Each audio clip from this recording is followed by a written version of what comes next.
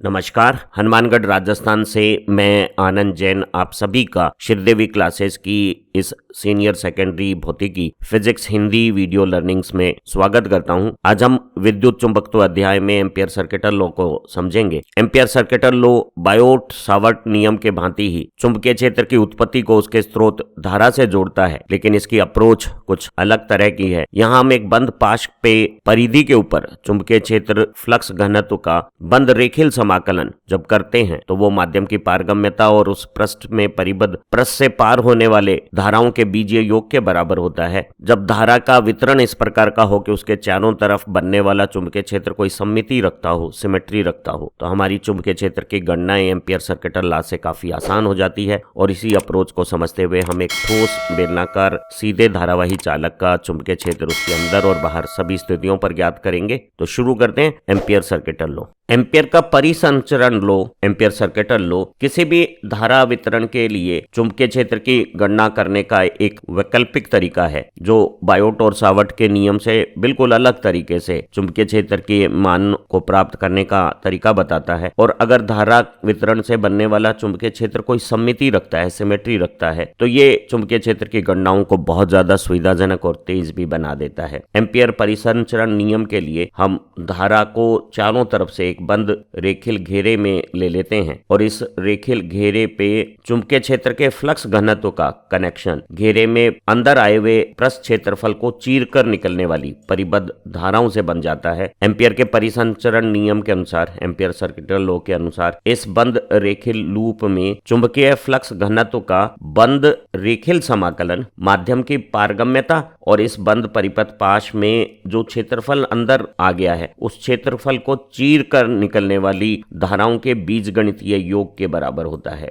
इस ampere circuital law में ये जो लेफ्ट साइड है, बायां भाग है, वाम पक्ष है, जिसमें चुंबकीय क्षेत्र फ्लक्स घनत्व का बंद रेखीय समाकलन किया गया है, ये चुंबकीय क्षेत्र का बंद पथ पर परिसंचरण भी कहलाता है, क्योंकि बी एकांक चुंबकीय ध्रुव पर बल के तुल्य है। बी के साथ डीएल का डॉट प्रोडक्ट चुंबकीय ध्रुव को अल्प विस्थापन में चलाए गए कार्य के तुल्य हो गया है और बंद समाकलन एक चुंबकीय उत्तरी ध्रुव को बंद पथ पर चलाने में किया गया कुल कार्य हो गया है, जिसे हम एमएमएफ चुंबकीय वाहक बल के तुल्य मानते हैं। जब किसी धारा वितरण से बनने वाला चुंबकीय क्षेत्र कोई सममिति, सिमेट्री रखता है, तो हम परिबद्ध धारा के बीजगणितीय योग को माध्यम की पारगम्यता से गुणा करके इस समाकलन के बराबर रख के समाकलन को आसानी से कर चुंबकीय फ्लक्स घनत्व का मान बहुत आसानी से निकाल सकते हैं। पहले एम्पियर के परिसंचरण नियम की सत्यापन प्रूफ उपपत्ति को समझ लेते हैं। मान लेते हैं कि एक सीधा बहुत लंबा अनंत लंबाई का धारावाही चालक में लंबाई के अनुदिश धारा आई है। हमें जानकारी है कि ऐसे सीधे धारावाही चालक से चारों तरफ सकेंद्रीय वृत्तों में वृत्त का केंद्र सीधी तार लंबाई का केंद्रीय अक्ष हो जाती है। उस रूप में चुंबकीय प्रेरण बनता है।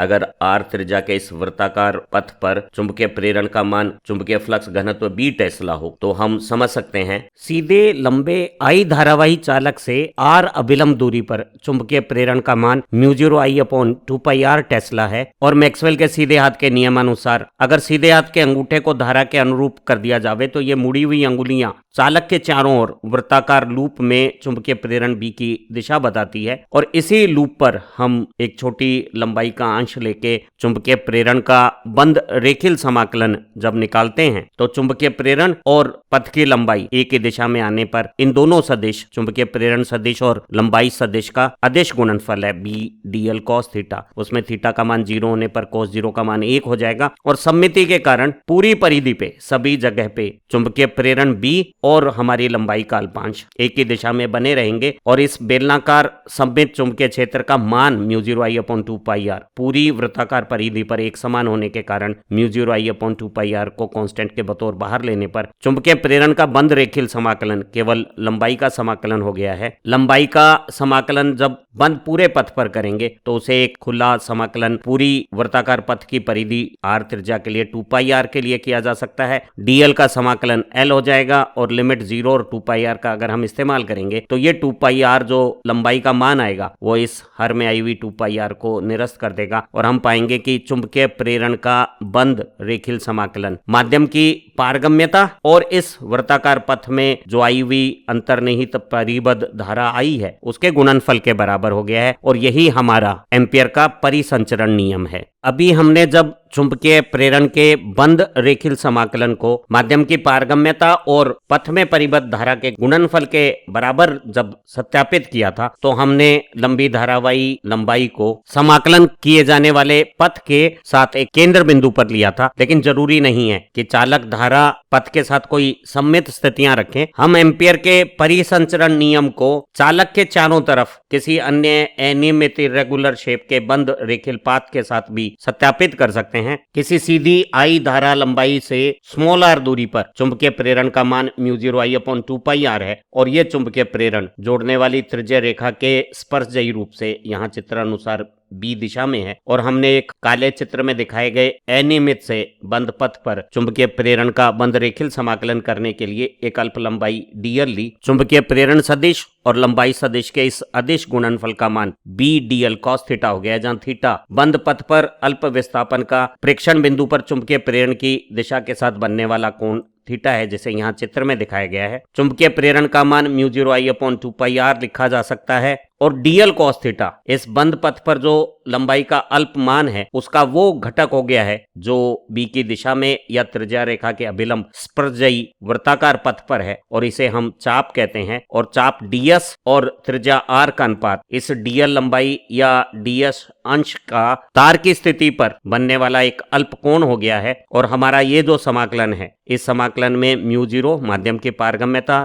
तार में बहने वाली धारा और 2π को नियतांक के तौर पे बाहर लेने के बाद चाप और त्रिज्या के अनुपात को अल्प कोण जो चाप तार की स्थिति पे बना रहा है उसे लेने पर ये पूरा समाकलन बनाए गए कोण का समाकलन हो जाएगा। एक फेरे के बंद घेरे द्वारा अपने किसी आंतरिक बिंदु पर जो कुल कोण बनाया जाता है वो 2π है, तो ये बंद कोणीय समाकलन कोण के 0 से 2π परास में समाकलन के बराबर हो जाएगा। अल्प कोण का समाकलन कोण थीटा हो जाएगा और लिमिट 2π और 0 के बीच में लेने पे 2π का मान इस हर में आई हुई 2π से निरस्त होने पर चुंबकीय प्रेरण का बंद रेखीय समाकलन चाहे पथ अनियमित आकृति भी क्यों ना लेता हो माध्यम की पारगम्यता और पथ में परिबद्ध धारा के बराबर हो गया है। और यहाँ ये जरूरी नहीं है कि धारा सममित केंद्र बिंदु पर हो, वो किसी भी स्थिति पे हो सकती है। एक ही शर्त है कि ये धारा बंद परिपथ में परिबद्ध ये जो क्षेत्रफल आया है उसे चीर कर पार कर रही हो। हम कह सकते हैं कि एम्पियर के परिसंचरण नियम के अनुसार किसी भी बंद परिपथ पे चुंबकीय प्रेरण का बंद रेखीय समाकलन माध्यम की पारगम्यता और परिबद्ध कुल धाराओं के बीजगणितीय योग के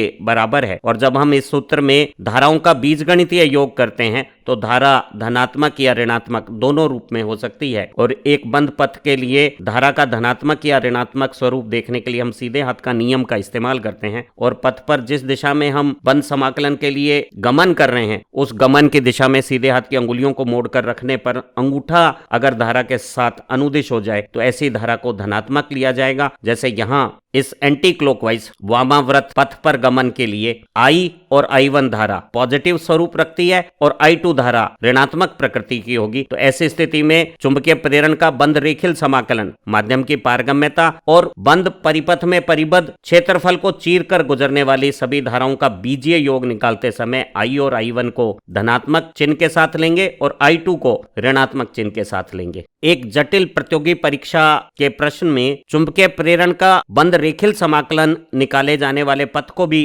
टेढ़ा मेढ़ा किया जा सकता है, जैसा कि यहाँ चित्रानुसार दिखाया गया है। और ये रेखीय समाकलन माध्यम की पारगम्यता और परिपथ में परिबद्ध सभी धाराओं के बीजगणितीय योग के बराबर होगा। दिए गए बंद रेखीय पथ पर जब क्लॉकवाइज घेरा बनाया जा रहा है तो I2 धारा तो धन प्रकृति का चिन्ह रखेगी, I3 धारा ऋणात्मक रूप धारण कर लेगी। वहीं इस भाग में जो एंटी क्लॉकवाइज वामाव्रत चक्रण हो रहा है उसके लिए I1 धारा धनात्मक कहलाएगी। तो इस टेढ़े मेढ़े पाश के लिए I2 और I1 धारा धनात्मक रूप और I3 धारा ऋणात्मक रूप रखने पर धाराओं का बीजगणितीय योग I1 + I2 - I3 हो गया है। और इस बीजगणितीय योग को माध्यम की पारगम्यता से गुणा करने पर हमें चुंबकीय प्रेरण का इस टेढ़े मेढ़े बंद पाथ पर कुल रेखीय समाकलन प्राप्त हो जाएगा। एम्पियर के नियम अनुसार चुंबकीय प्रेरण का बंद रेखीय समाकलन माध्यम की पारगम्यता और बंद परिपथ में परिबद्ध धाराओं के बीजगणितीय योग के गुणनफल के बराबर है। और अगर कोई ऐसी धारा के साथ बंद परिपथ की कल्पना की गई है कि परिपथ से परिबद्ध जो क्षेत्रफल है उसको चीरकर यह धारा नहीं गुजर रही है, धारा इस बंद पाश में परिबद्ध नहीं हो रही है, और ऐसी स्थिति में परिबद्ध धारा शून्य होने पर चुंबकीय प्रेरण का बंद रेखीय समाकलन शून्य कहलाएगा। और इसे हम यूं समझ सकते हैं, इस धारा के कारण बनने वाले चुंबकीय क्षेत्र की दिशा के साथ अगर हम इस परिपथ में एंटी क्लॉकवाइज चक्रण करते हुए चुंबकीय प्रेरण का बंद रेखीय समाकलन करना चाहें तो चुंबकीय प्रेरण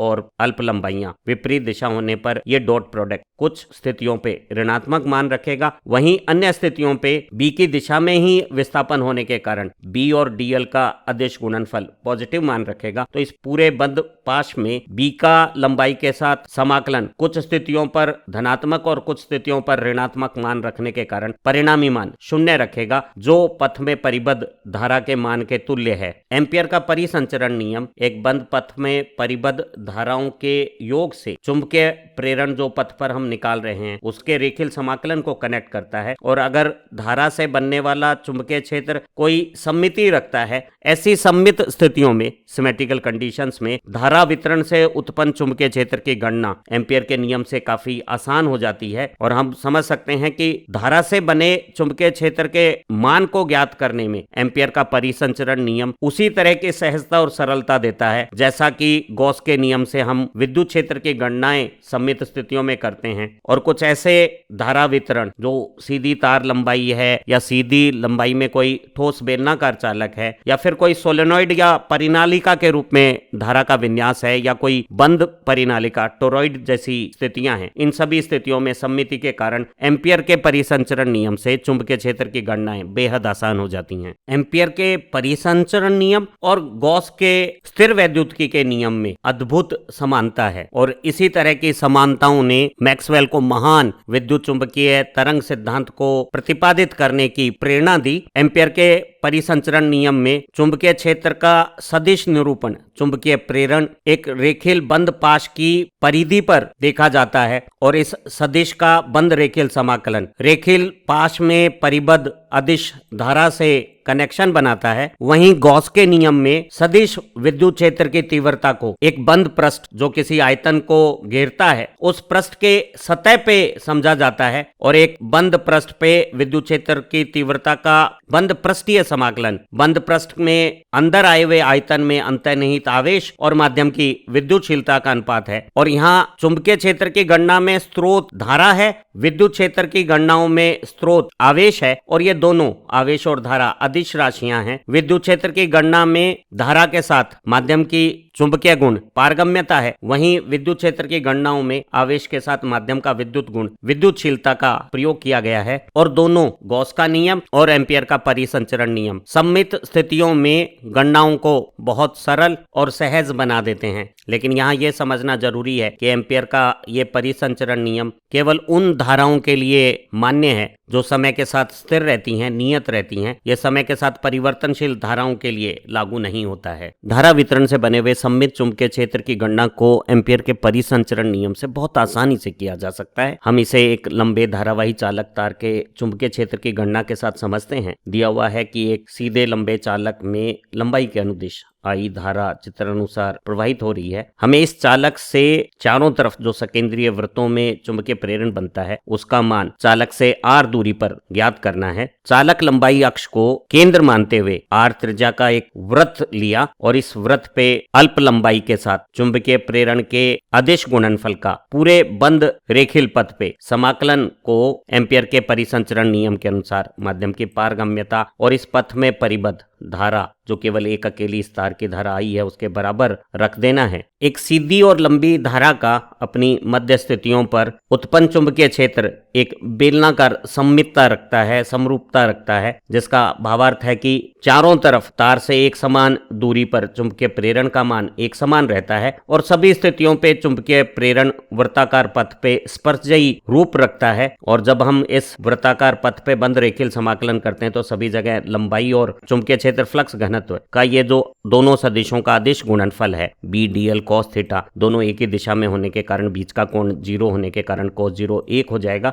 और ये बात इस वर्ताकार परिधि पे सभी स्थानों पर समझी जा सकती है। चालक अक्ष से सभी स्थान r दूरी पर एक समान चुंबकीय प्रेरण बनाएंगे तो चुंबकीय प्रेरण को भी एक नियतांक के तौर पे समाकलन से बाहर रखने पर चुंबकीय प्रेरण का बंद रेखीय समाकलन b को बाहर लाने के बाद केवल बंद परिपथ लंबाई का समाकलन रह जाएगा। और इस बंद समाकलन को एक पथ की परिधि r त्रिज्या के पथ की परिधि 2 पाई r के लिए लंबाई का एक सरल समाकलन 2 पाई r लिमिट के लिए लिया जा सकता है। और एम्पियर के परिसंचरण नियम के अनुसार इसका मान माध्यम की पारगम्यता और इस बंद पथ में परिबद्ध ये जो धारा आई है उसके गुणनफल के बराबर होगी। लंबाई का समाकलन L हो जाएगा लिमिट 0 से 2 पाई r लेने पर चुंबकीय प्रेरण और 2 पाई r का गुणा म्यू 0 और I के गुणा के बराबर होगा। इसे हल करेंगे तो चुंबकीय प्रेरण का मान mu 0 I upon 2 pi r आ गया है। ये वही सूत्र है जो हमने बायो-सावर्त से पाया था, जो बता रहा है कि एक सीधे तार से बनने वाला चुंबकीय प्रेरण तार धारा के समानुपाती है, अर्थात तार धारा को अगर हम 4 गुना कर देंगे तो उन्हीं स्थितियों पर बनने वाला चुंबकीय प्रेरण 4 गुना हो जाएगा।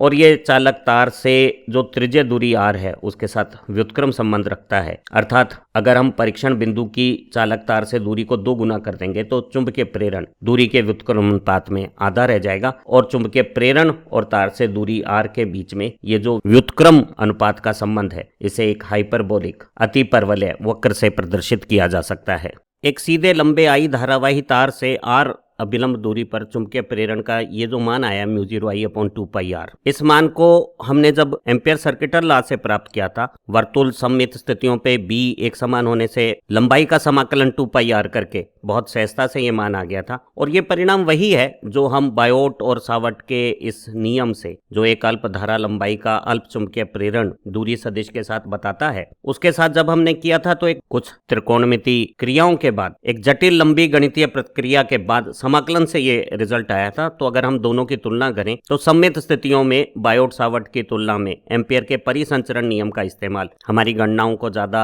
सहज और आसान बना देता है। यहाँ हम समझ सकते हैं कि दोनों एम्पियर का परिसंचरण नियम और बायोट सावर्ट का नियम चुंबकीय क्षेत्र को उसके स्रोत धारा से जोड़ते हैं और एक जैसे परिणाम हमें देते हैं। लेकिन ध्यान रहे दोनों का कार्य व्यवहार एक दूसरे से पूरी तरह से स्वतंत्र है और क्योंकि दोनों एक ही परिणाम दे रहे हैं तो हम ये कह सकते हैं कि दोनों एक दूसरे से स्वतंत्र होने के साथ साथ एक दूसरे के सत्यापन का कार्य भी करते हैं। सीधे लंबे धारावाही तार के चुंबकीय क्षेत्र की भांति ही उसी समानता से हम लंबे ठोस धारावाही बेलनाकार चालक का भी चुंबकीय क्षेत्र निकाल सकते हैं। और एक बेलनाकार चालक लंबाई के अनुदिश जो धारा I वहन कर रहा है वो पूरे काट क्षेत्रफल में समरूप रूप से वितरित है। और ऐसी स्थिति में हमें इस धारावाही बेलनाकार चालक से जो चारों तरफ बेलनाकार सममिति वाला चुंबकीय क्षेत्र बनता है उस क्षेत्र में चुंबकीय फ्लक्स घनत्व का मान ठोस चालक की आंतरिक स्थितियां, एक ऐसी दूरी जो ठोस चालक की त्रिज्या से कम है और केंद्र अक्ष से एक ऐसी दूरी जो ठोस चालक के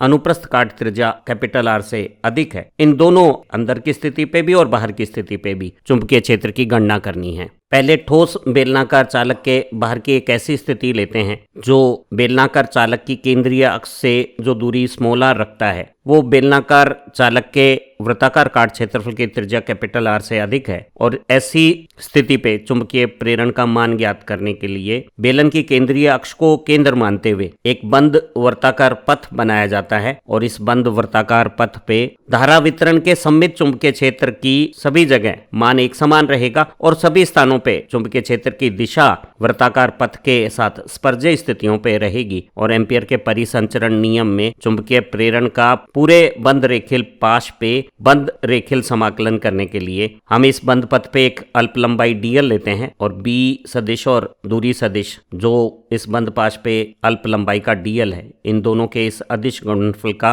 पूरे बंद पाश पे बंद रेखीय समाकलन एम्पियर के परिसंचरण नियम के अनुसार माध्यम की पारगम्यता म्यू 0 के साथ इस बंद पाश में परिबद्ध हुई धारा के गुणनफल के बराबर होगी। और पूरे चालक की धारा जो कुल I है वो परिबद्ध है तो ये चुंबकीय प्रेरण का बंद रेखीय समाकलन म्यू 0 गुणा I हो जाएगा। एम्पीयर परिसंचरण नियम के अनुसार किसी बंद पाश की परिधि पर चुंबकीय प्रेरण का बंद रेखीय समाकलन माध्यम की पारगम्यता और बंद पाश में परिबद्ध धारा के गुणनफल के बराबर है, और ये धारा एक स्थान पर है या वितरित है या सम्मित वितरित है या असम्मित वितरित है, इन सब बातों से इस गणना का कोई लेना देना नहीं है। तो जो चालक की कुल धारा आई है वो बंद पाश में परिबद्ध है या बंद पाश के आंतरिक क्षेत्रफल को चीर कर निकल रही है। क्योंकि बेलनाकार चालक की धारा से बनने वाला चुंबकीय क्षेत्र एक बेलनाकार समरूपता रखता है, सिमेट्रिकल कंडीशंस रखता है, तो ये आर त्रिज्या की वृत्ताकार परिधि पर सभी स्थानों पर चुंबकीय प्रेरण का मान एक समान है, और उसकी दिशा वृत्त के साथ स्पर्शजयी होने के कारण चुंबकीय प्रेरण सदिश और समाकलन के लिए जो दूरी सदिश अल्प दूरी dl ली गई है, उन दोनों के बीच में कोण शून्य होने के कारण cos 0 का मान 1 हो जाएगा, और ये डॉट प्रोडक्ट एक साधारण चुंबकीय प्रेरण और लंबाइयों के गुणनफल का समाकलन मात्र रह जाएगा, और पूरी परिधि पर चुंबकीय प्रेरण का मान एक समान होने के कारण उसे जब समाकलन से बाहर ले लेंगे तो ये केवल लंबाई का समाकलन रह जाएगा। और ये बंद समाकलन को एक फेरे के लिए आर त्रिज्या के वृत्त की परिधि 2πr और 0 के बीच की सीमाओं के बीच का लंबाई का समाकलन माना जा सकता है। अल्प लंबाइयों के समाकलन कुल लंबाई हो गई है, और समाकलन की सीमाएं 0 और 2πr हो तो l की जगह 2πr रखने पर चुंबकीय प्रेरण का मान μ0I/2πr आ गया है। बिल्कुल वैसा ही है जैसा ये सारी की सारी धारा एक जगह केंद्रित होकर एक I धारा का सीधा तार होती, तो हम कह सकते हैं कि एक वितरित धारा केंद्र अक्ष पर संघनित होने पर जो स्वरूप चुंबकीय क्षेत्र का बाहर बनाती, वैसा ही चुंबकीय क्षेत्र ये समरूप वितरित धारा बाहर की प्रेक्षण स्थितियों पर बना रही है। और एक ठोस बेलनाकार धारावाही चालक की केंद्रीय अक्ष से r दूरी पर चुंबकीय प्रेरण दूरी के व्युत्क्रम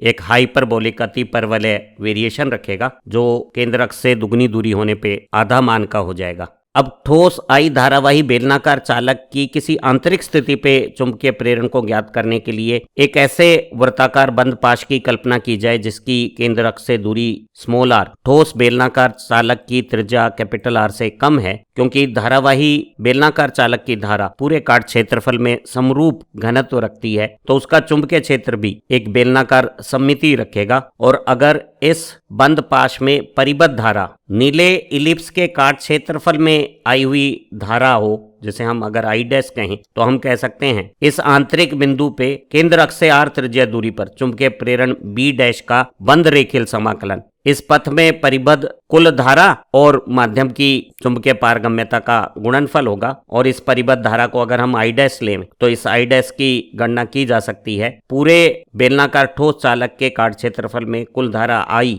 r त्रिज्या के इस वृत्त भाग में एक समान धारा घनत्व रखती है। तो धारा का घनत्व धारा और काट क्षेत्रफल का भाग देने से प्राप्त हो सकता है, और यही धारा घनत्व इस छोटी स्मॉल r त्रिज्या के वृत्त भाग में भी है। तो इस वृत्ताकार भाग के क्षेत्रफल πr² में धारा घनत्व I/π कैपिटल R स्क्वायर के साथ जो धारा का I डैश मान है वो कुल धारा I गुणा स्मॉल r का वर्ग भाग कैपिटल R का वर्ग हो गया है। और एक बार फिर बेलनाकार समरूपता के कारण चुंबकीय प्रेरण और लंबाई सदिश के अदिश गुणनफल के बीच का कोण 0 होने के कारण cos 0 1 ले लिया जाएगा, और पूरी परिधि पर सभी जगहों पर चुंबकीय प्रेरण न केवल स्पर्शजयी है बल्कि एक समान मान B डैश रखता है। तो ये B डैश नियतांक के तौर पे समाकलन से बाहर आने पे लंबाई का समाकलन मात्र रह जाएगा, और हम कह सकते हैं कि चुंबकीय प्रेरण का बंद रेखीय समाकलन चुंबकीय प्रेरण का मान और बंद पाश की लंबाई का समाकलन का गुणन हो जाएगा, और ये माध्यम की चुंबकीय पारगम्यता और पथ में परिबद्ध धारा रूप ले लेगी।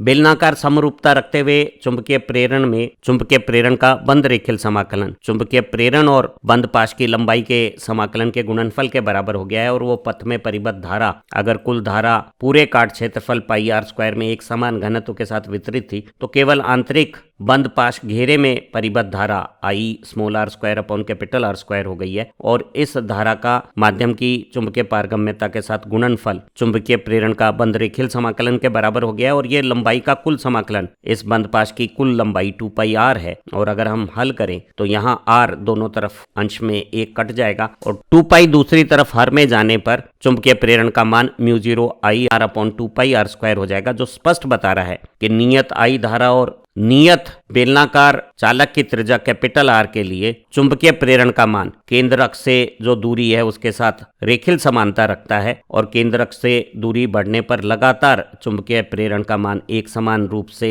रेखीय रूप से इंक्रीज होगा, बढ़ेगा। हम गणना की सहजता के लिए केंद्र अक्ष से ये जो आंतरिक बिंदु की दूरी है स्मॉल आर, उसे बेलनाकार चालक की त्रिज्या कैपिटल आर का x गुना मान सकते हैं, जहां ये x एक से छोटा कोई गुणांक है। और अगर हम स्मॉल आर की जगह x कैपिटल आर रखें और एक कैपिटल आर अंश और हर में कट जावे तो हमारे चुंबकीय प्रेरण का आंतरिक स्थिति पे मान x टाइम्स μ0I/2πr होगा, जहां μ0I/2πr इसी ठोस बेलनाकार चालक की आर त्रिज्या की जो सतह की स्थितियां हैं उस पर चुंबकीय प्रेरण का मान है, जो हमारे प्रेक्षण में किसी भी स्थान पर प्राप्त चुंबकीय प्रेरण का अधिकतम मान है। तो हम कह सकते हैं कि अगर हमारी केंद्र अक्ष से दूरी स्मॉल आर बेलनाकार ठोस चालक की त्रिज्या आर की आधी है तो चुंबकीय प्रेरण भी सतह के चुंबकीय प्रेरण का आधा मान हो जाएगा। और अगर ये स्मॉल आर कैपिटल आर की 1/3 है तो 1/3 दूरी की स्थिति पर चुंबकीय प्रेरण का मान सतह के अधिकतम चुंबकीय प्रेरण का 1/3 मान रखेगा।